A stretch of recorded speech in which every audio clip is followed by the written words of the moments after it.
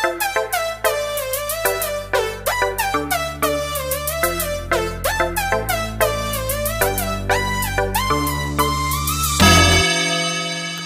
Friends, class 10th के respiration के इस वीडियो सीरीज में आपका पुनः स्वागत है। लास्ट क्लासेस में हम लोगों ने रेस्पिरेशन के बेसिक कॉन्सेप्ट्स के बारे में देखा था, वहाँ पे उसके ब्रीदिंग और रेस्पिरेशन के बीच के डिफरेंसेस को देखा था, और वहाँ पे ये चीज़ देखा था हम लोगों ने कि वहाँ पे जो एनर्जी होती है, एनर्जी स्टोर्ड हो जाते हैं। रेस्पिरेशन जब होता है तो एनर्जी स्टोर्ड हो जाता है बॉडी के सेल्स में in the form of ATP molecules. So यहाँ तक का डिस्कशन हमने वहाँ पे कर लिया था। आज का क्लास वहाँ उसके बाद से स्टार्ट होगा, मतलब हमारा जो टॉपिक होगा कि कैसे एनर्जी रिलीज स्टोर्ड हो जाता है रेस्पिरेशन के समय बॉडी में, वहाँ से लेकर के हम लोग जानने की कोशिश करेंगे इसके इम्पॉर्टेंट टर्म्स, यहाँ पे जो भी यूज होने वाले हैं वो इम्पॉर्टेंट टर्म्स के बारे में। शुरुआत करने से पहले मैं आपको एक आपसे रिक्वेस्ट करना चाहूँगा कि ये जो समय है अभी लॉकडाउन का, इसमें एक चीज़ याद रखिएगा कि ये आपका छुट्टी का समय नहीं है, ये आपातकालीन स्थिति है। इसमें ना आपका स्कूल चल रहा है, ना आपके ट्यूशन्स चल रहे हैं, ना कोई आप पे कोई प्रेशर हो है। सो इस समय आप अपने आप को जितना तपाइएगा, जितना अपने आप को यूज कीजिएगा, उतना ही ज्यादा आप चमकिएगा। जितना तपोगे तुम, उतना ही तब चमकोगे तुम। और ये सर चमक वो चमक है जो कभी खत्म नहीं हो सकती है। जनरली क्या यूज करते हैं हम लोग? फेस वॉश यूज करते हैं, बहुत सारे कॉस्मेटिक्स यूज करते हैं अपने आप को ग्लो कराने के लिए। लेकिन ये जो ग्लो है, लर्न ग्लो, ये चीज आपको, इसमें किसी चीज की जरूरत नहीं है, सिर्फ आपको कंसंट्रेशन की जरूरत है, मोटिवेशन की जरूरत है, और तीसरी चीज जो आपको जरूरत है वो आपको खुद को यूटिलाइज करने की जरूरत है। सो ये टाइम आप यूज कीजिए उस तरीके से जिस तरीके से आपको, आप मान लो कि ये आपका एग्जाम टाइम है, और कल एग्जाम टाइम है, तो आज जिस तरीके से आप पढ़ते हो, एग्जाम टाइम से एक दिन पहले जिस तरीके से पढ़ते हो, वो एनर्जी लाइए आप, और इस टाइम को यूटिलाइज करके अपने आप को इस तरह से चमकाइए कि उसके पीछे सारा का सारा कॉस्मेटिक्स फेल हो जाए। बाकी आप समझदार हैं, क्लास 10th के स्टूडेंट्स हैं, ये आप पर निर्भर करता है कि किस तरीके से यूज करना है। और मोटिवेशन आपको किस सही से लेने की जरूरत नहीं है, आपके घर में मोटिवेशंस है। जो मां खाना बना रही है आपके लिए किचन में, अभी जो पसीने से लथपथ है, उसको देखिए। पिताजी जो खेतों में काम करते आ रहे हैं, इस लॉकडाउन में भी अपने कामों को अभी भी चालू किए हुए हैं, उनको देखिए। मोटिवेशंस वहां से मिलेगी सर, कहीं और से मोटिवेशन नहीं मिलेगी। यहाँ पे किसी और के मोटिवेट करने से मोटिवेट नहीं होता इंसान, जब तक उसके अंदर मोटिवेशन खुद नहीं जगती है। So utilize your time and do your best. चलिए करते हैं आगाज हमें जो पढ़ना है आज। एनर्जी कैसे स्टोर्ड होता है हमारे बॉडी के सेल्स में? तो जितने भी एनर्जी रिलीज होता है रेस्पिरेशन के समय, वो सारा का सारा इमीडिएटली इंसानों के द्वारा या फिर किसी भी ऑर्गेनिज्म, चाहे वो प्लांट्स हो या फिर एनिमल्स हो, उसके द्वारा यूज नहीं किया जाता है। वो सारा का सारा जो एनर्जी होता है, लाइफ एक्टिविटीज को करने के बाद जो एनर्जी बचता है, उसको बॉडी के सेल्स में in the form of ATP molecules store कर दिया जाता है। जो एनर्जी स्टोर्ड हो जाता है, जब बॉडी चाहे, जब चाहे उसको, जब एनर्जी की जरूरत हो, उस समय उस एनर्जी को क्या कर सकता है? यूटिलाइज कर सकता है, यूज कर सकता है, और अपने एक्टिविटीज को परफॉर्म कर सकता है। सो यहाँ पे होता क्या, यहाँ पे 3 टर्म्स आएंगे आपको जो बार बार इस चैप्टर में आएंगे। पहला है आपका टर्म्स जो है एडीपी, एक है एटीपी, और एक है इनऑर्गेनिक फॉस्फेट। इनऑर्गेनिक फॉस्फेट को आप एक जनरली आप फॉस्फेट ग्रुप से ही, फॉस्फेट से भी नाम जानते हैं।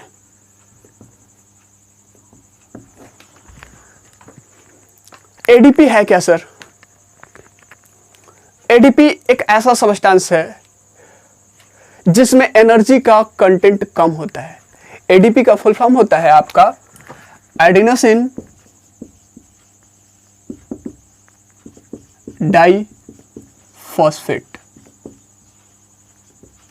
एटीपी का फुल फॉर्म होता है एडिनोसिन ट्राइफॉस्फेट।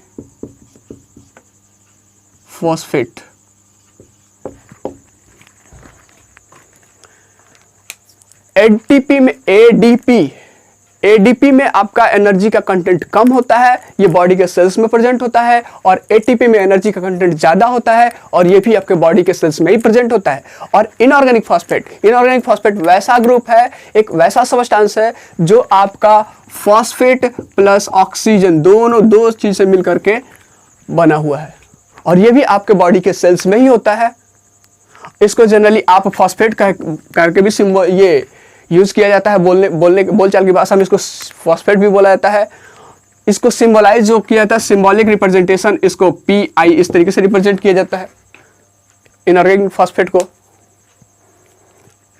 तो पहला प्रोसेस कि ATP में कन्वर्ट कैसे होता है। जब एनर्जी, सपोज कीजिए हमारे बॉडी में एनर्जी स्टोर्ड है, हमारे बॉडी में जो ये रेस्पिरेशन के समय जो एनर्जी ये रिलीज हुआ वो ज्यादा है, तो होता क्या है यहाँ पे, जो एडीपी है वो क्या करता है, इनऑर्गेनिक फॉस्फेट के साथ कंबाइन करता है।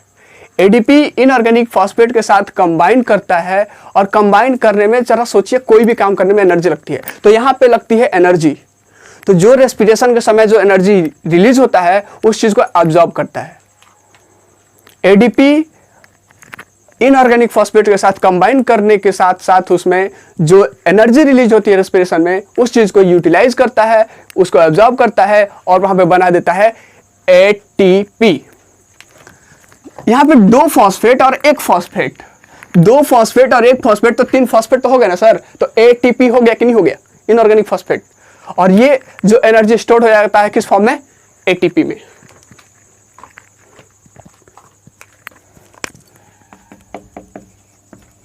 When ADP combines with inorganic phosphate,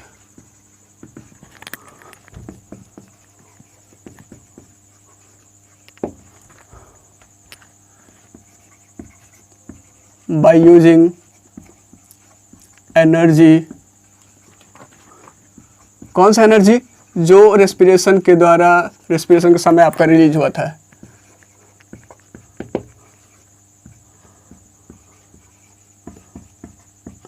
respiration को हम लोग जनरली RESP और ऊपर N के उससे डिनोट करेंगे, हम लोग याद रखिएगा इस चीज को, रेस्पिरेशन है ये। टू फॉर्म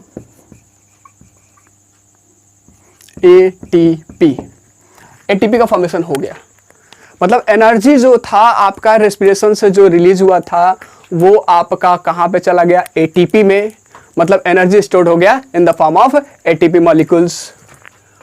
इसलिए हम लोग कह सकते हैं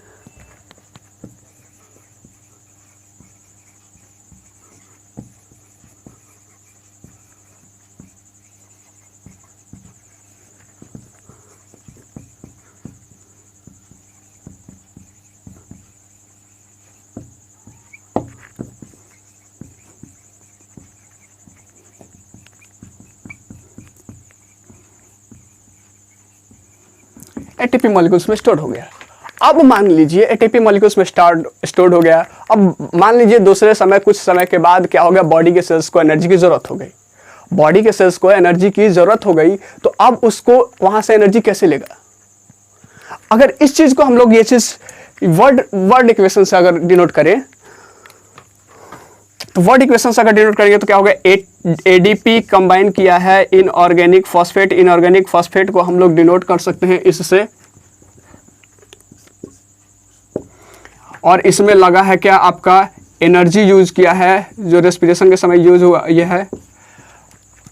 अब यहां से बना क्या है हमारे पास, ATP, high energy content molecules.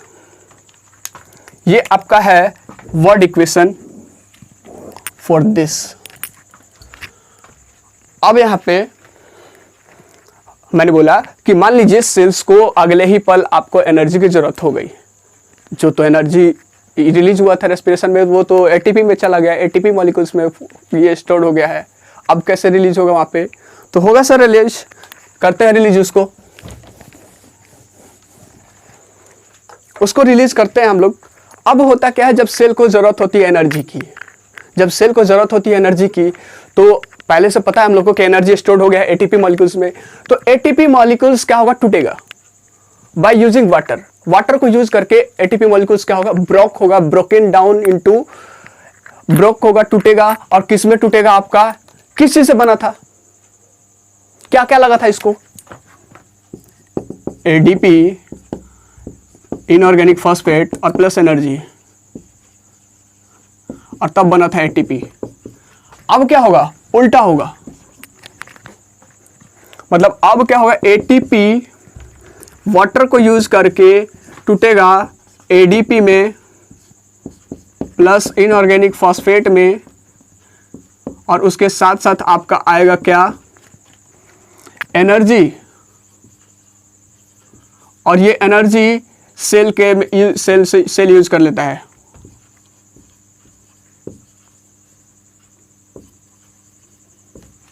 इस एनर्जी को क्या कर लेता है? सेल यूज कर लेता है।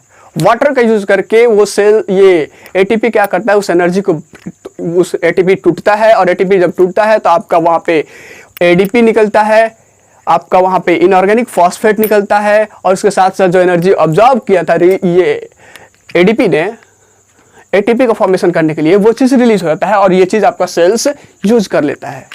मतलब यहाँ पे देखने को मिला क्या कि ये जो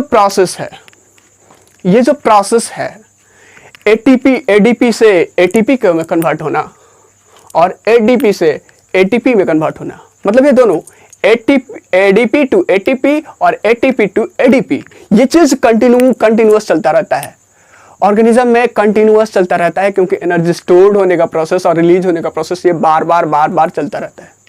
ये कंटिन्यूअस प्रोसेस है। इस प्रोसेस में जब यहां से एटीपी से एनर्जी रिलीज होता है, तो यहां पे जो एनर्जी रिलीज करता है सर, ये चीज आपका एनर्जी रिलीज होता है, बहुत ज्यादा अमाउंट में रिलीज होता है, 30.5 किलोजूल पर मोल। ये किलोजूल पर मोल आपका एनर्जी का यूनिट है। इतना एनर्जी रिलीज होता है जब ये एटीपी टूटता है। अब इस एनर्जी को यूज करके बॉडी का सेल्स क्या करता है? सारे के सारे एक्टिविटीज को करता है, जितने भी उसके सेल्स में रिएक्शंस होते होंगे, उस सारे रिएक्शंस को परफॉर्म करते हैं by using such a big amount of energy.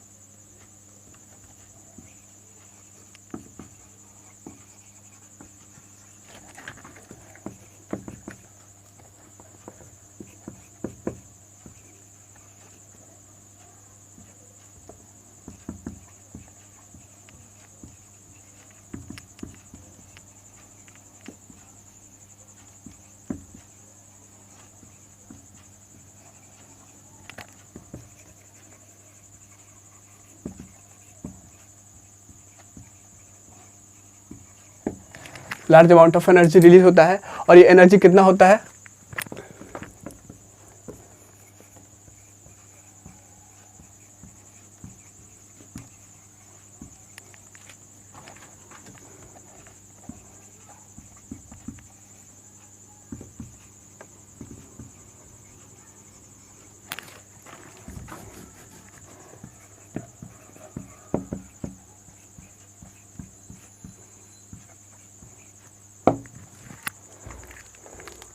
.5 kilojoule पर मोल।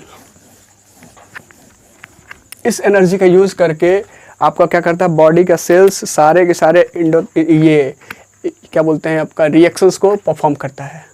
यहाँ पे देखा हम लोगों ने क्या कि जो प्रोसेस है एटीपी टू एडीपी और एडीपी टू एटीपी ये बार बार कंटिन्यूअस चल रहा है। कंटिन्यूअस चलने के साथ साथ यहाँ पे होता क्या है कि एडीपी में आप देख रहे हैं कि यहाँ पे 2 फॉस्फेट के ग्रुप्स हैं।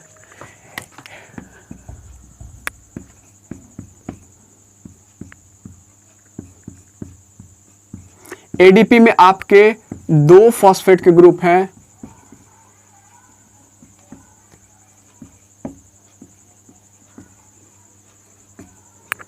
और इसमें 3 फॉस्फेट के ग्रुप है। मतलब एडीपी में कितना फॉस्फेट का ग्रुप्स है, उस एडीपी के मॉलिक्यूल्स में 2 फॉस्फेट के ग्रुप्स है और आपका एटीपी में आपका 3 फॉस्फेट के ग्रुप्स है एटीपी के मॉलिक्यूल्स में। यहाँ पे हम लोग को देखने को मिल रहा है जिस तरीके से बैटरी जो काम करता है, बैटरी जो आपके घर में बैटरी होता है वो बहुत सारे एक्टिविटीज़ को करता है। आपके बल्ब को जलाने का काम करता है, आपके पंखे को चलाने का काम करता है, आपके कंप्यूटर को चलाने का काम करता है, आपके रेडियो को चलाने का काम करता है, आपके मोबाइल्स को चलाने का काम करता है। ये सारे के सारे एक्टिविटीज़ करता है बहुत सारे। ठीक उसी तरीके से जिस तरीके से ये बैटरी में जो इलेक्ट्रिकल एनर्जी होती है, ठीक उसी तरीके से जो एटीपी में जो स्टोर्ड एनर्जी होती है वो बहुत सारी एक्टिविटीज़ को करती है सेल के। जैसे आप देख लीजिए मसल का जो कंट्रैक्ट कर रहा है, आपका मसल्स आपके जो चेहरे पे हंस रहा है या फिर कोई भी चीज़ आपके ये बॉडी की एक्टिविटीज जो कंट्रैक्ट कर रहा है मसल्स, उसमें भी एनर्जी की जरूरत होती है। आपका ये जो मैसेज ऊपर से नीचे जाता है नर्व इम्पल्स जिसको बोलते हैं, ये इसको कंडक्ट करने में आपका एनर्जी यूज होता है। आपका मतलब बहुत सारे एक्टिविटीज़ होते हैं सेल्स के, वो सारे में एनर्जी की ज़रूरत होती है। यहाँ पे कह सकते हैं कि एनर्जी जब तक रिलीज ना हो तब तक इंसान मरणशील की तरह है, क्योंकि जब तक एनर्जी ना रिलीज होगी तब तक वो कोई भी एक्टिविटीज कर नहीं पाएगा और जब कर भी नहीं पाएगा तो वो मरे और जिंदे में क्या फर्क है। अब आता है हमारे पास कुछ टर्म्स है, कुछ इंपॉर्टेंट टर्म्स है जो आपको जानना बहुत ज़्यादा जरूरी है। उसमें से जो पहला चीज़ आता है सर हमारा ग्लूकोज। जी अपना ग्लूकोज को सिंपल फूड बोलते हैं हम लोग। ग्लूकोज को अगर आपने नोटिस किया होगा, उसके फॉर्मूले को नोटिस किया होगा तो शायद ग्लूकोज यही होता है C6H12O6। अगर इस ग्लूकोज को देखने की कोशिश करें तो ग्लूकोज में दिख रहा है ये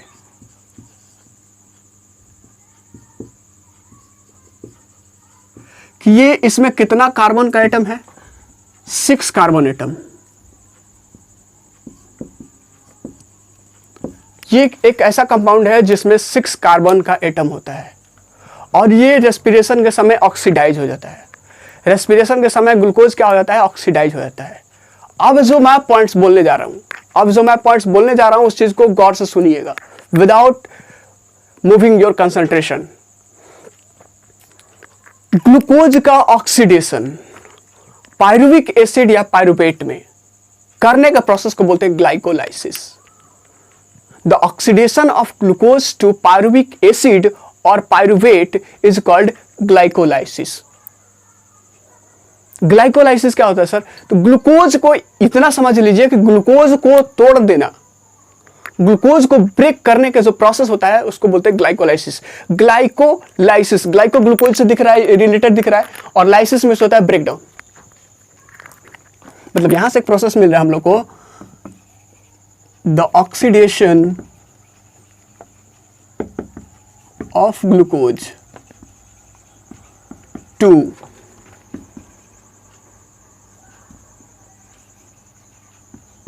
पायरुविक एसिड और पायरुवेट इज कॉल्ड ग्लाइकोलाइसिस। इसको क्या बोलते हैं, ग्लाइकोलाइसिस। ग्लाइको तो दिख रहा है ग्लूकोज से रिलेटेड है, और लाइसिस में होता है ब्रेकडाउन। मतलब ग्लूकोज को तोड़ देने के प्रोसेस को क्या बोलते हैं, ग्लाइकोलाइसिस। अब सुनिएगा, मैंने ये न्यूट्रिशन इन प्लांट्स में मैंने बोला था कि ग्लूकोज जब टूटता है तो वहां पे कार्बन डाइऑक्साइड, वाटर और एनर्जी रिलीज होता है। लेकिन मैं यहां पे जो बोल रहा हूं वो सुनिए ध्यान से, कि ग्लूकोज जब टूटता है तो पायरुविक एसिड बनता है या फिर पायरुवेट। इसी को पायरुविक एसिड को ही पायरुवेट बोलते हैं। ग्लूकोज जब टूटता है तो पायरुविक एसिड या फिर पायरुवेट बनता है। अब एक ग्लूकोज के मॉलिक्यूल से 2 पायरुविक एसिड या फिर पायरुवेट बनता है। मतलब ग्लूकोज जब टूटता है तो क्या बनता है? Pyruvic acid. और एक चीज और, ग्लूकोज के टूट करके पायरुविक एसिड बनने में कोई ऑक्सीजन की जरूरत नहीं होती है।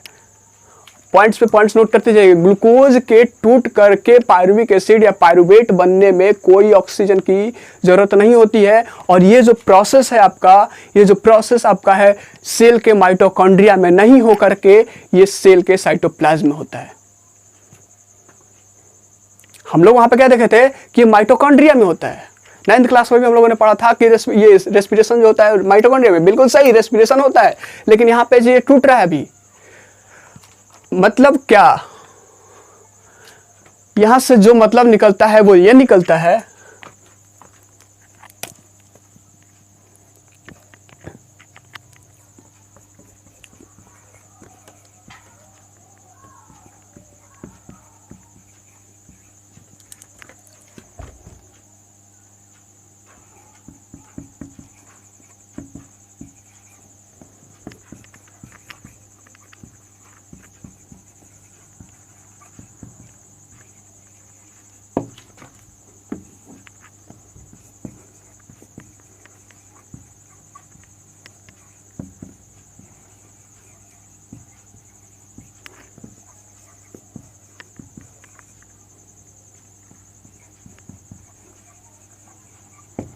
कोई ऑक्सीजन की उसको जरूरत नहीं होती है। बार बार सर पायरुविक बता रहे हैं, लेकिन पायरुवेट है क्या? ये चीज़ तो बता दीजिए। तो ज़रा देखिए, पायरुवेट या फिर पायरुविक एसिड एक ही चीज़ का नाम है और ये एसिड है, ये चीज़ दिख रहा है। मैं बता दूं, ये चीज़ जो पायरुविक एसिड है ये 3 कार्बन एटम्स का कंपाउंड है। 3 कार्बन एटम्स का कंपाउंड है। और इसका जो फार्मूला की बात करेंगे आप, तो फार्मूला होता है आपका CH3 single bonded with C, single bonded with COOH and double bonded with O। अब जरा देखिए कोशिश, अगर आपने क्लास 10th के कार्बन एंड इट्स कंपाउंड पढ़ा है तो वहाँ से एक चीज़ फंक्शनल ग्रुप आता है। फंक्शनल ग्रुप आपको समझ में आ रहा होगा। और यहाँ पे देखने को वही चीज़ मिल रहा है कि जरा देखिए यहाँ पे इस चीज़ को आप नोटिस कीजिए। अगर नहीं पढ़े हैं तो वो चीज़ पढ़ने को मिलेगा। ये चीज़ अगर बात करें तो ये कार्बोक्सिलिक एसिड है। ये इसकी बात करें तो कार्बोक्सिलिक एसिड है। और अगर पार्टिकुलरली इसकी बात करें, सिर्फ इसकी, तो ये कीटोन ग्रुप है, कीटोन फंक्शनल ग्रुप है। मतलब कार्बोक्सिलिक एक ऐसा चेन है, जो ये पायरुविक एसिड एक ऐसा चेन है जिसमें आपका कीटोन भी होता है और कार्बोक्सिलिक एसिड भी होता है। और इसी की वजह से इसको कीटोनिक कार्बोक्सिलिक एसिड बोलते हैं। कीटोनिक कार्बोक्सिलिक एसिड मतलब पायरुविक एसिड हम लोग को क्या दिखने को मिला?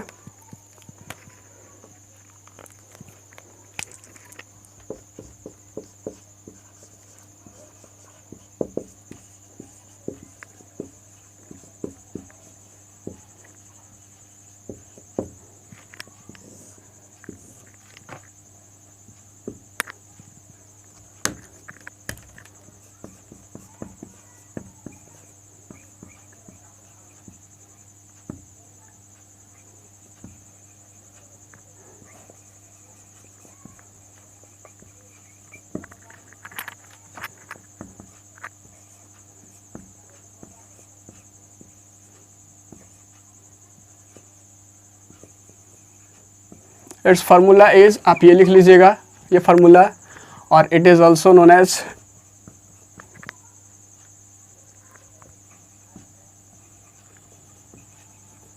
It is called ketonic carboxylic acid. ये आपका ये चीज पायरुविक एसिड हो गया। अब यहाँ पे बात करते हैं पायरुविक एसिड। जब ग्लूकोज टूटा किस में? आपका पायरुविक एसिड या फिर पायरुवेट में। अब पायरुविक एसिड और पायरुवेट भी टूटेगा, पायरुविक एसिड और पायरुवेट भी टूटेगा। अब ये जो ब्रेक करेगा तो वहाँ पे 2 कंडीशंस पे, एक कंडीशन पे डिपेंड करेगा। हाँ, एक चीज़ मैंने यहाँ पे छोड़ दिया लिखना कि ये जो प्रोसेस होता है ग्लूकोज का पायरुवेट एसिड में या फिर पायरुविक एसिड में कन्वर्ट होने का, ये चीज़ होता है आपके साइटोप्लाज्म में, सेल के साइटोप्लाज्म में, not in the mitochondria.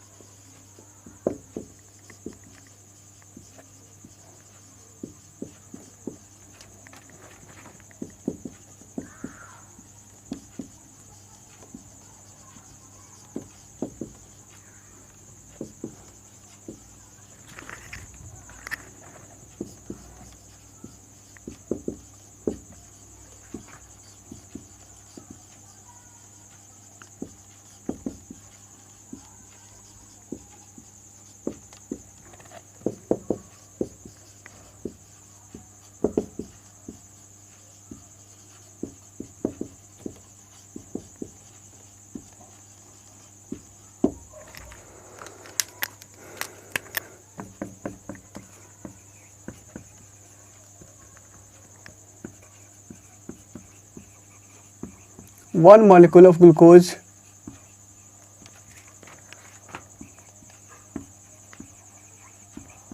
produces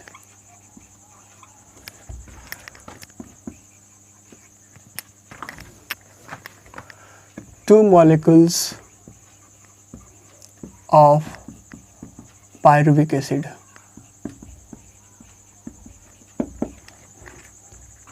एक मॉलिक्यूल ग्लूकोज का 2 पायरुविक एसिड को क्या करता है, प्रोड्यूस करता है, क्योंकि यहाँ पे ये 6 कार्बन एटम का चेन है और ये 3 का बना रहा है, तो हो तो गया 2 आपका ये चीज़।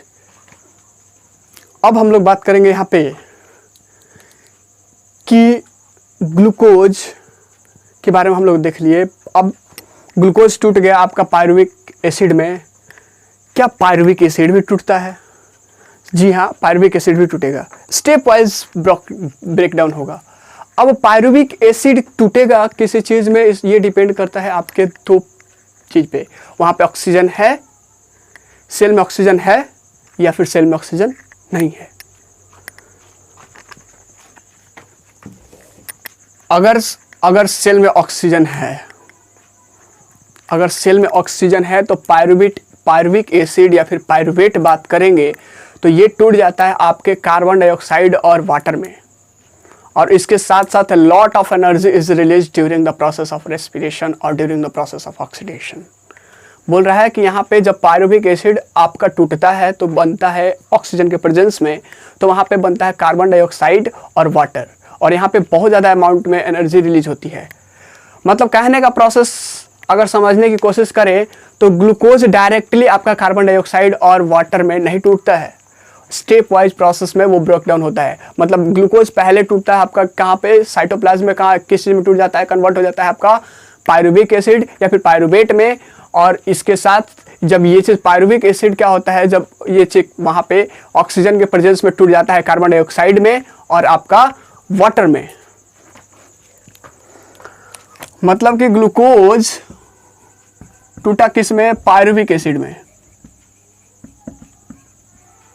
और ये पायरुविक एसिड टूटा किस में, दो टूट सकता है आपका कार्बन डाइऑक्साइड प्लस वाटर में, और एक और कंडीशन हो सकता है आपका, एक और कंडीशन ये ऑक्सीजन के प्रेजेंस में, प्रेजेंस ऑफ ऑक्सीजन। ऑक्सीजन जब प्रेजेंस नहीं होता है तो वहाँ पे 2 पार्ट्स में टूटता है। ऑक्सीजन अगर इन ऑब्सेंस ऑफ ऑक्सीजन की बात करें,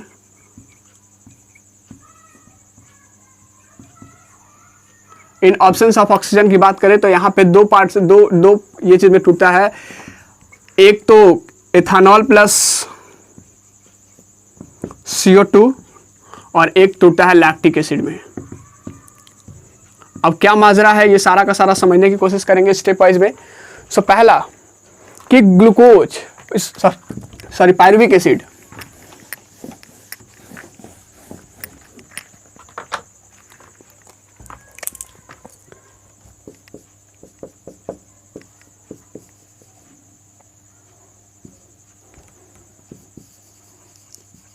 in the presence of oxygen in the cell,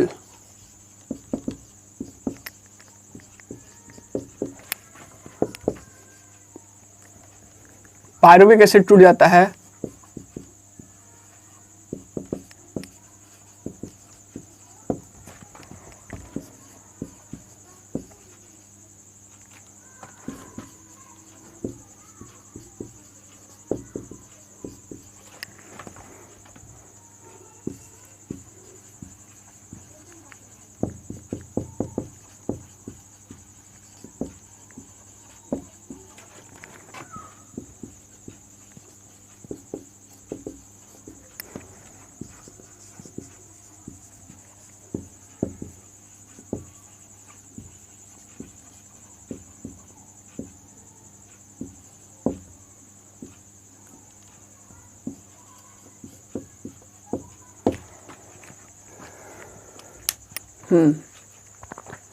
pyruvic acid sufficient oxygen के प्रेजेंस में, अगर सेल में सफिशिएंट ये ऑक्सीजन हो तो वहाँ पे पायरुविक एसिड क्या हो जाता है, पायरुविक एसिड टूट जाता है आपके कार्बन डाइऑक्साइड में और वाटर में, और यहाँ से large amount of energy release होती है रेस्पिरेशन के प्रोसेस में। याद कीजिएगा, जब ग्लूकोज का ऑक्सीडेशन होता है, ग्लूकोज जब ऑक्सीडेशन करके आपका पायरुविक एसिड बनता है तो ये प्रोसेस होता है आपके साइटोप्लाज्म में, सेल के साइटोप्लाज्म में। लेकिन जब ये पायरुविक एसिड जब ये आपका कन्वर्ट होता है कार्बन डाइऑक्साइड और वाटर में, तो ये जो प्रोसेस होता है रेस्पिरेशन के समय, ये जो प्रोसेस होता है आपका माइटोकॉन्ड्रिया में होगा। ये चीज़ पॉइंट नोट कीजिएगा, it occurs in the mitochondria.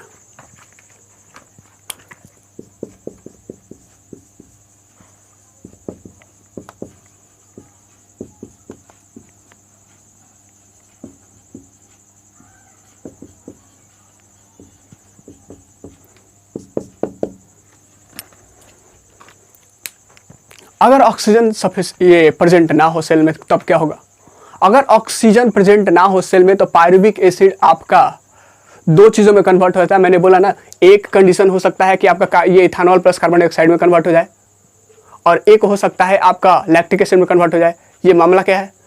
अगर ये चीज़ पायरुवेट एसिड का ऑक्सीडेशन, पायरुवेट एसिड अगर टूट रहा है ये एनिमल सेल्स में, तो वो बेशक लैक्टिक एसिड में कन्वर्ट होगा, और वहाँ पे बहुत much less amount of energy is released. अगर यही चीज़ आपका प्लांट सेल में ये चीज़ हो रहा है, यही प्रोसेस हो रहा है, पायरुवेट या फिर पायरुविक एसिड का ब्रेकडाउन या फिर ऑक्सीडेशन, तो ये चीज़ वहाँ पे इथेनॉल प्लस कार्बन डाइऑक्साइड का फॉर्मेशन करेगा, और उसमें भी मच लेस अमाउंट में एनर्जी रिलीज होगी।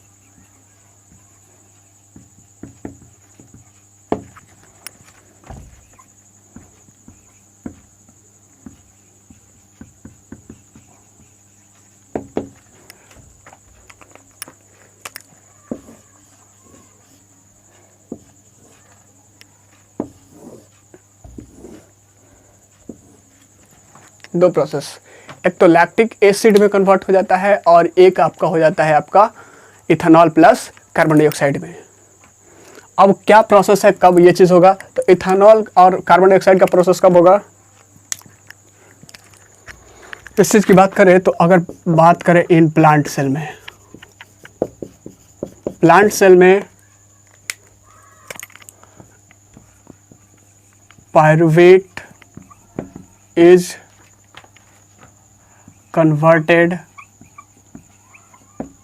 into ethanol plus CO2 with less amount of energy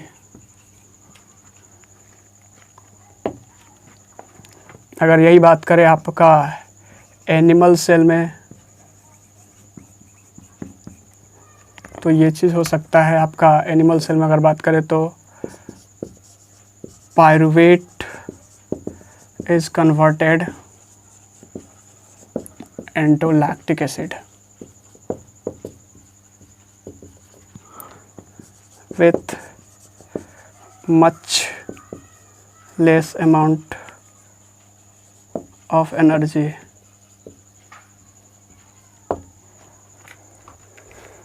ये दोनों के दोनों इन ऑब्सेंस ऑफ ऑक्सीजन है।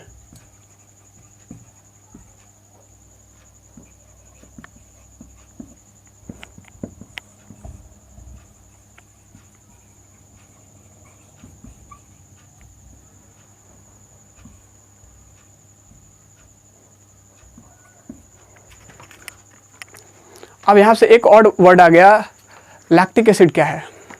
तो लैक्टिक एसिड भी 3 कार्बन एटम का एक कंपाउंड है और इसका जो फॉर्मूला होता है आपका वो भी देख लेते हैं हम लोग।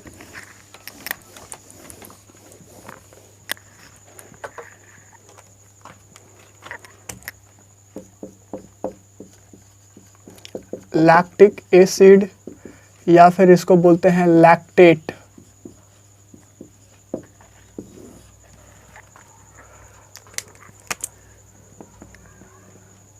थ्री कार्बन एटम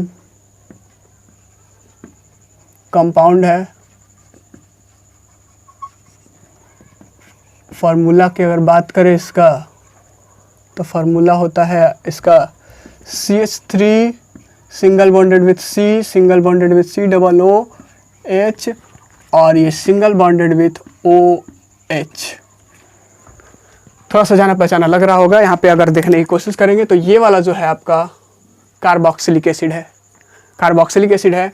और अगर पार्टिकुलरली इसकी बात करें तो ये हाइड्रोक्सिल ग्रुप है, तो इसका नाम हो जाता है hydroxy carboxylic acid, hydroxy carboxylic acid. So ये टर्म्स हमने देखा, ये जो चीज़ है ये बार बार आने वाला है, टाइप्स ऑफ रिप्रोडक्ट, ये टाइप्स ऑफ रेस्पिरेशन में आने वाला है। ये जब तक चैप्टर से ये ख़त्म नहीं होता ये चीज़, इसमें से मैक्सिमम टर्म्स आने वाले हैं आपके। सो आज बस इतना ही। अगले क्लासेज में हम लोग बात करेंगे टाइप्स ऑफ रेस्पिरेशन के बारे में। So thank you class, have a nice day, it's all.